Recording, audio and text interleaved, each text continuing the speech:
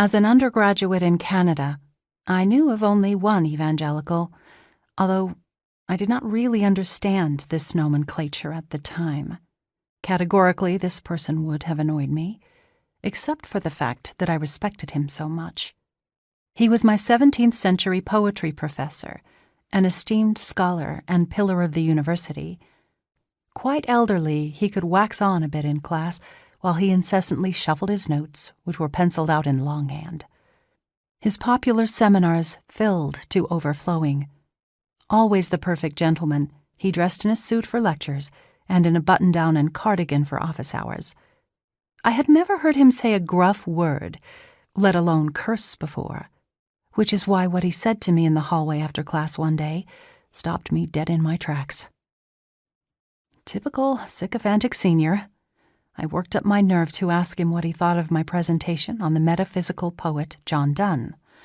No easy task, as my assigned poem was Donne's Sonnet 14.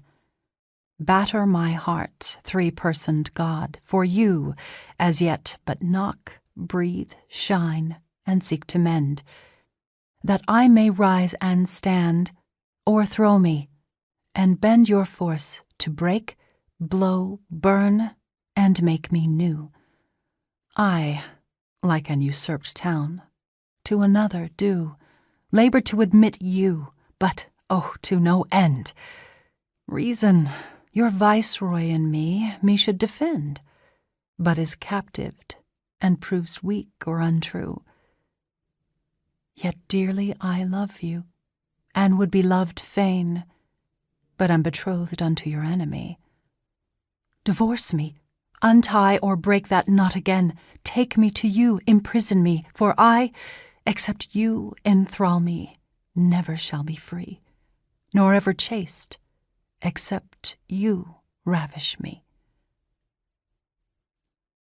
I gave what I thought was a brilliant analysis of the domination of rape imagery in the poem. I argued that the poem illustrated a classic subversion by the dominant patriarchy, whether it be the church, the priest, the male construction of God or Savior, of the threat posed by maternal power, or the feminine spiritus. I thought myself quite clever, but I wanted to hear his take before the grade was finalized. Dr. DeVoe paused, looked thoughtful, and then resumed walking. I kept pace beside him, expectant. Without missing a step, he said quietly, "It is an interesting reading of the poem, Miss Drake, and you obviously have command of the language. But you didn't seem to get the point. To really get at the essential grappling. You didn't untie that subtle knot which makes us man, so central to Donne's spiritual pilgrimage." He quickened his stride. "The truth is in the paradox, Miss Drake. Anything not done in submission to God, anything not done to the glory of God, is doomed to failure, frailty, and futility.